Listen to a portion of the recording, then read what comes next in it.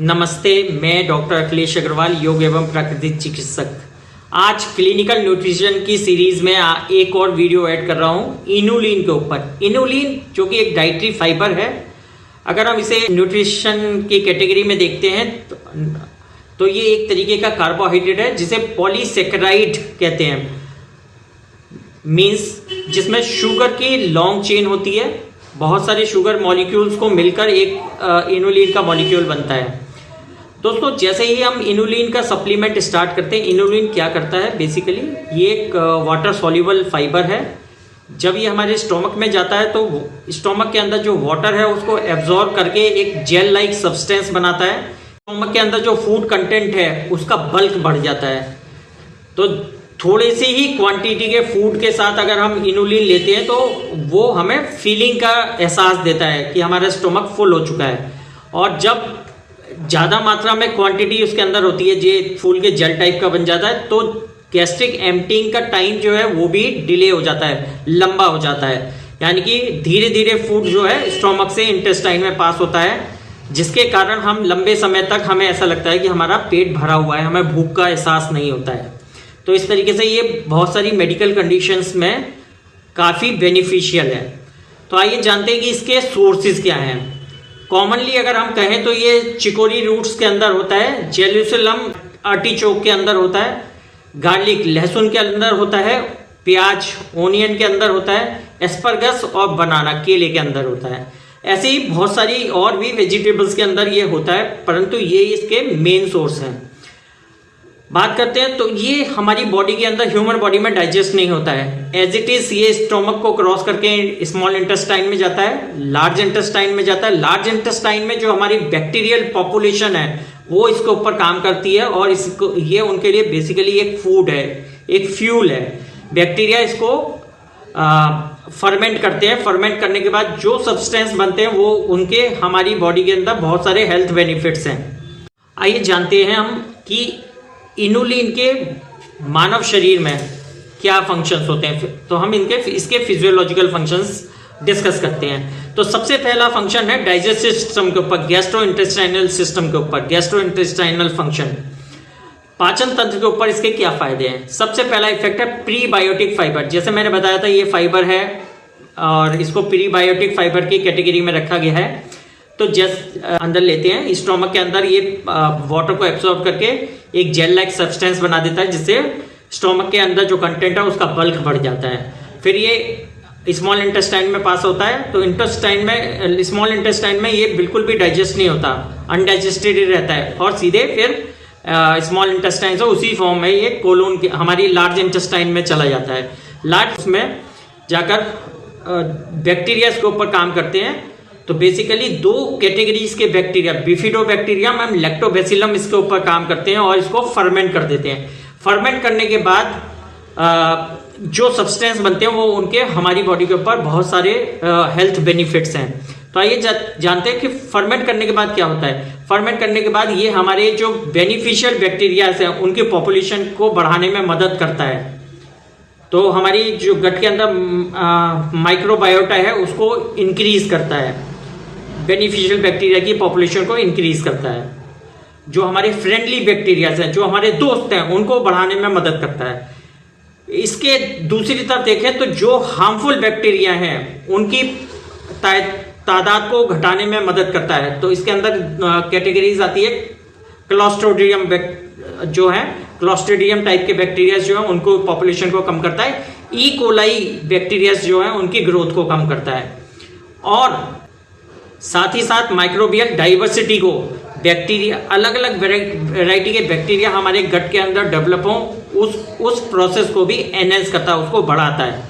तो इस तरीके से ही हमारी गट की हेल्थ को इंप्रूव करने में काफ़ी मदद करता है। देन सेकेंड फंक्शन है गैस्ट्रोइंटेस्टाइनल फंक्शंस के अंदर ही production of short chain fatty acids. जैसा मैंने बताया था कि फर्मेंट होने के बाद जो ये प्रोडक्ट्स बनाता है वो हमारे लिए बहुत ही ज़्यादा हेल्पफुल होते हैं। तो जब बैक्टीरियल फर्मेंटेशन हो जाता है इनुलिन का तो ये शॉर्ट चेन फैटी एसिड बनाता है। दोस्तों हाँ, शॉर्ट चेन फैटी एसिड जो कि हमारी बॉडी के लिए बहुत ही इसेंशियल है। इसके अंदर आते हैं एसीटेट, प्रोपियोनेट एंड ब्यूटेरेट। तो ये 3 तरीके शॉर्ट चेन फैटी एसिड हमारी बॉडी के अंदर बहुत सारे फंक्शंस करते हैं। तो सबसे पहला फंक्शन है जो ब्यूटेरेट है, वो कोलोन के अंदर की जो सेल्स हैं, कोलोनोसाइट्स हैं, उनके लिए मेन फ्यूल का काम करता है, उनके लिए नरिशमेंट का काम करता है, उनके लिए ऊर्जा देने का काम करता है। और साथ ही साथ ये शॉर्ट चेन फैटी एसिड हमारे इंटेस्टाइनल बैरियर्स को, एक तरीके का इंटेस्टाइन के अंदर रेजिस्टेंस पैदा करते हैं ताकि हार्मफुल चीज़ें बट उसके अंदर लार्ज इंटेस्टाइन के अंदर एब्जॉर्ब ना हो सके।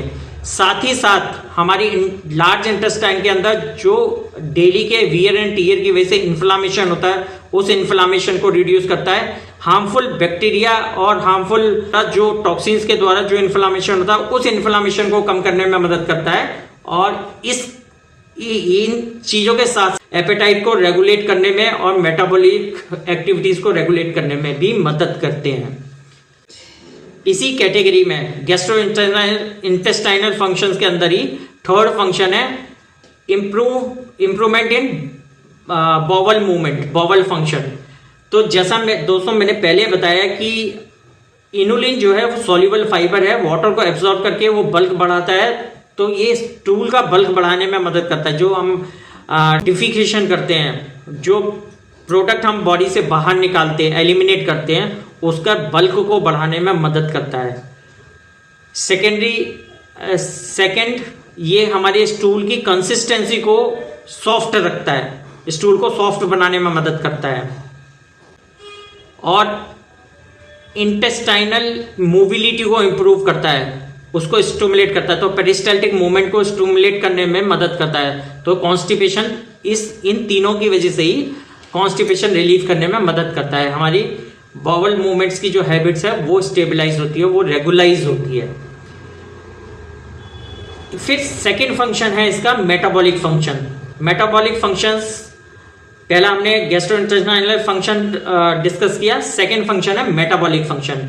मेटाबॉलिक फंक्शन में सबसे पहले हमारा ब्लड शुगर कंट्रोल करने में काफी मदद करता है। तो जैसा हमने पहले बताया कि ये स्टोमक में जाके स्टोमक के वाटर को एब्जॉर्ब करके बल्क बढ़ाता है, तो गैस्ट्रिक एम्प्टीइंग को डिले कर देता है, लंबा कर देता है।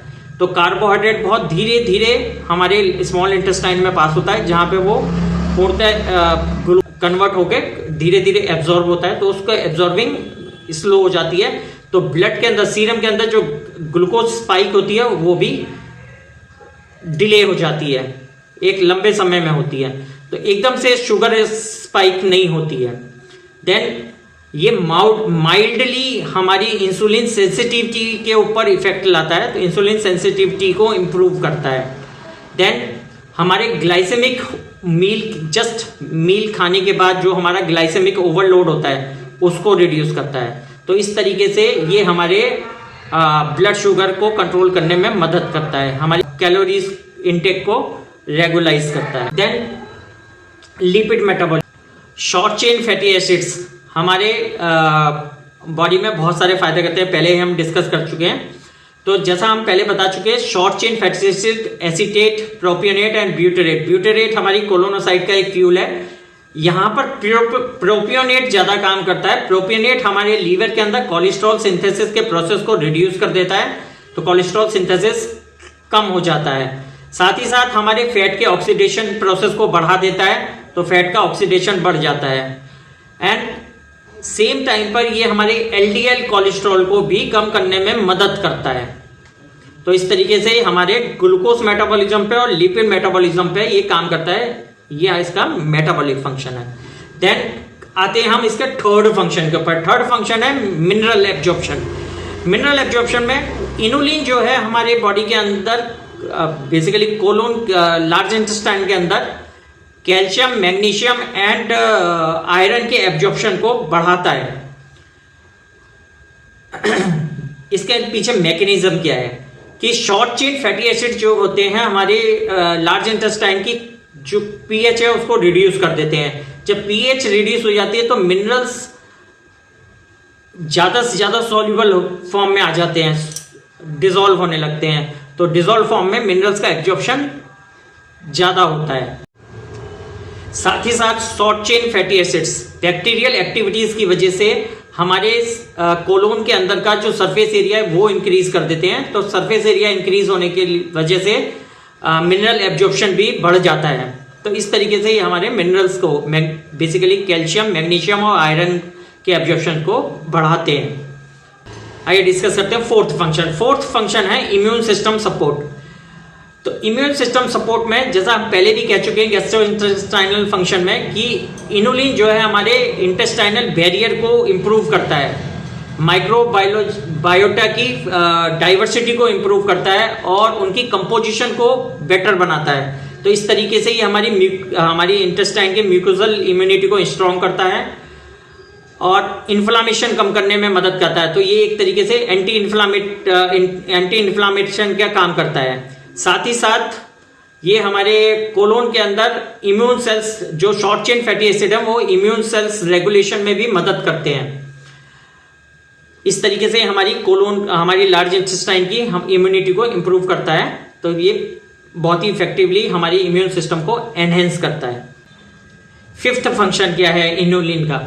इनुलिन हमारे एपेटाइट को रिड्यूस करता है और हमारे वेट रिडक्शन में मदद करता है। जैसा कि मैंने बताया कि इनुलिन जो है हमारे बहुत सारे हार्मोन्स को रेगुलेट करने में मदद करता है। इनुलिन हमने खाया, वो हमारे स्टोमक में गया, स्टोमक के अंदर वो फूल के ज़्यादा बल्क बढ़ा दिया, तो गैस्ट्रिक एम्पटिंग डिले हो गई, तो फुलनेस बढ़ गई। फुलनेस बढ़ने से हमारा सेटाइटी सेंटर सेटिस्फाई होता है, तो वो फीलिंग देता है कि हमारा स्टोमक पूरी तरह फुल है और हमें अब हंगर रिफ्लेक्स को सबसाइड कर देता है। तो इसके पीछे मैकेनिज्म क्या है? ये हमारे बॉडी के अंदर कुछ हार्मोन्स को रेगुलेट करता है, जैसे कि ग्लूकागन लाइक पेप्टाइड 1 उसकी एक्टिविटीज को एनहेंस कर देता है, उसके सेक्रेशन को एनहेंस कर देता है। सेकेंडली पेप्टाइड YY, ये भी सेटाइटी से रिलेटेड एक हार्मोन है, इसकी एक्टिविटीज को भी इंक्रीज कर देता है। साथ ही साथ एक ग्रेलिन हार्मोन है, ग्रेलिन हार्मोन हमारा हंगर हार्मोन है, उसके सेक्रेशन को रिड्यूस कर देता है, तो एपेटाइट ऑटोमेटिकली रिड्यूस हो जाता है। तो ये हार्मोन्स क्या करते हैं? हमारी बॉडी के अंदर सेंस ऑफ फुलनेस देते हैं, ताकि स्टोमक भरा हुआ है, हमें भूख लगेगी नहीं। तो इस तरीके से हमारा कैलोरी इंटेक कम हो जाता है और ये फंक्शन हमारे वेट मैनेजमेंट में काफ़ी मददगार साबित होता है। देन ये तो हमने फिजियोलॉजिकल फंक्शन। आइए डिस्कस करते हैं इनुलिन की डेली रिक्वायरमेंट क्या है। कोई भी चीज़ हम अगर खाते हैं तो उसका एक अपर रेंज होती है, एक लोअर रेंज होती है। किसी भी चीज़ की कमी भी हमें नुकसान देती है, किसी भी चीज़ के अगर एक्सेसिवली हम खा रहे हैं तो वो भी नुकसान देती है। तो इनुलिन की वैसे साइंटिफिकली कोई डिफाइंड RDA नहीं है, परंतु international scientific association for prebiotics and probiotics define करती है कि इनुलिन हमें 3 से 5 ग्राम पर डे खाना चाहिए बेसिक प्रीबायोटिक इफेक्ट्स के लिए, और 5 to 8 ग्राम पर डे खाना चाहिए इसी इफेक्ट को और एनहेंस करने के लिए, स्ट्रॉन्गर इफेक्ट के लिए। European food and safety authority define करती है कि हमें इनुलिन लेस देन 12 ग्राम या equal to 12 gram per day लेना चाहिए कॉन्स्टिपेशन रिड्यूस करने के लिए। तो जैसी हमारी सिचुएशन है उसके अकॉर्डिंग हम इनुलिन के डोज को लेते हैं। जनरली अगर हम बात करें तो 5 से 10 ग्राम इनुलिन की सेफ डोज होती है। हम 5 से 10 ग्राम इनुलिन पर डे ले सकते हैं। तो 5 से 10 ग्राम का इनुलिन की डोज जो है बॉडी के अंदर क्या करती है? गट के माइक्रो बायोटा को इम्प्रूव करती है, बॉवल मूवमेंट को स्ट्रॉन्ग बनाती है, कॉन्स्टिपेशन रिड्यूस करती है और हमारे मिनरल एब्जॉर्प्शन को और बेटर बनाती है। देन मिनिमम डोज क्या है? मिनिमम डोज लगभग 3 ग्राम पर डे हमें इनुलिन लेना चाहिए।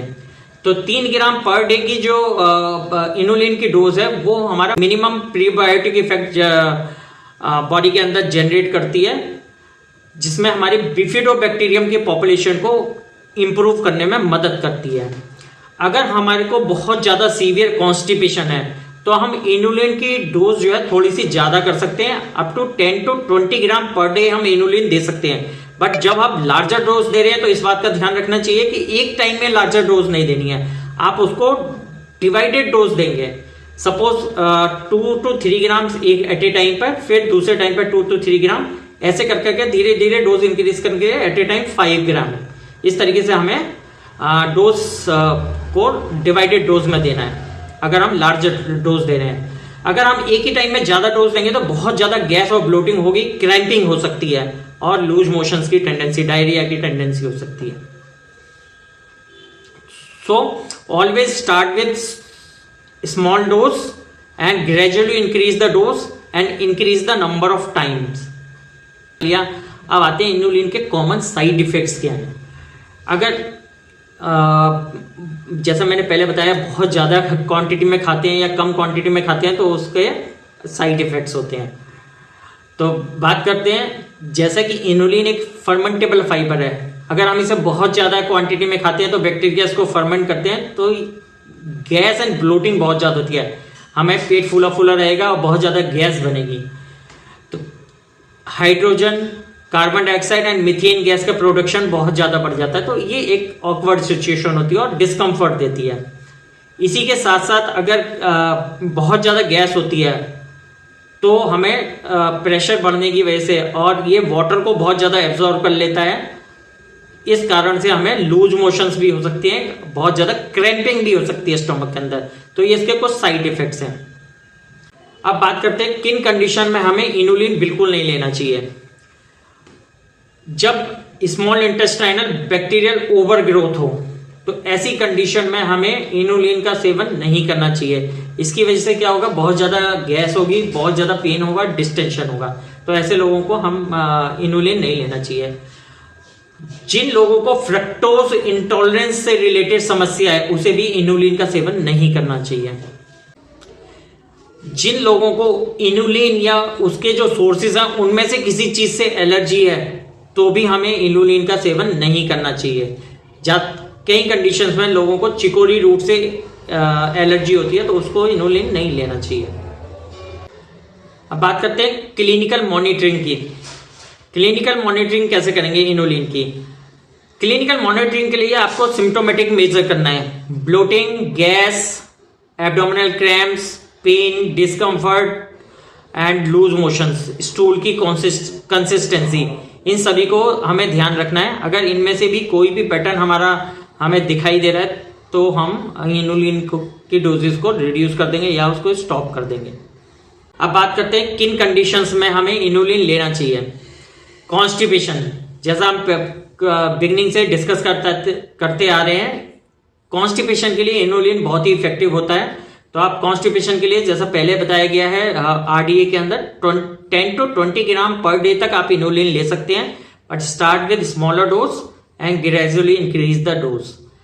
देन ब्लड शुगर रेगुलेशन के लिए डायबिटीज की कंडीशन में और प्री डायबिटीज की कंडीशन में आप इनुलिन का सेवन कर सकते हैं, जिससे आपके कॉन्स्टिपेशन तो रिड्यूस होता ही है, साथ ही साथ आपका ब्लड शुगर रेगुलेशन करने में भी मदद करती है, आपका लिपिड प्रोफाइल को भी नॉर्मलाइज रखने में मदद करता है। देन मिनरल्स डेफिशिएंसी, जिसको कैल्शियम डेफिशिएंसी हो या मैग्नीशियम डेफिशिएंसी हो या आयरन डेफिशिएंसी हो, ऐसे केसेस में भी आप इनुलिन दे सकते हैं, साथ साथ उस मिनरल्स का सप्लीमेंट दे सकते हैं ताकि उसका एब्जॉर्प्शन और इफेक्टिव हो जाए। तो कंडीशन जैसे ऑस्टियोपोरोसिस है, ऑस्ट्रोपेनिया है, ऐसी कंडीशंस में आप इनुलिन कैल्शियम के साथ दे सकते हैं। इस बात का हमेशा ध्यान रखना है, जब भी आप इनुलिन का सप्लीमेंट ले रहे हैं या इनुलिन डाइटरी फाइबर की तरह ले रहे हैं तो आपको हाइड्रेशन का, अपने पानी का बहुत ध्यान रखना है। अच्छी क्वांटिटी में पानी का सेवन करना है, तो इस चीज का ध्यान रखिए। आईपीएस कॉन्स्टिपेशन टाइप में इनुलिन हाईली रिकमेंडेड है। ऐसी कंडीशन में आपको इनुलिन का सेवन जरूर करना चाहिए। सबसे पहले बात करते हैं इनुलिन का जो हाई सोर्सेज हैं, हाई सोर्सेज जिनमें 15 से 65 ग्राम तक इनुलिन पाया जाता है। सबसे पहला है चिकोरी रूट, जिसमें लगभग 35 to 65% तक इनुलिन होता है। जेरूसलम आर्टिचोक, इसमें 15 से 25 ग्राम तक 15 से 25% तक इनुलिन होता है। देन डैंडेलियन रूट में लगभग 12 to 25% तक इनुलिन होता है। देन अगेव 12 to 20% तक इनुलिन होता है। बटडॉक रूट में 10 to 20 ग्राम तक इनुलिन होता है। देन मॉडरेट सोर्सेज में लगभग 3 से 10 ग्राम तक इनुलिन होता है, जैसे गार्लिक, लहसुन। भारतवर्ष में लहसुन काफ़ी फैमिलीज में खाया जाता है, तो मैं ये कहूँगा लहसुन का सेवन जरूर करें, ये हमारे लिए बहुत ही हेल्थ बेनिफिशियल होता है। देन प्याज, ओनियन भी इसका एक मॉडरेट सोर्स है। लीक, एस्परगस और ग्रीन ओनियन, ये कुछ अन्य सोर्सेस हैं इसके, जिनके माध्यम से हम इनुलिन बॉडी के अंदर ले सकते हैं। देन किन चीज़ों में बहुत कम मात्रा में इनुलिन पाया जाता है, उसका डिस्कशन, उसके बारे में बात करते हैं।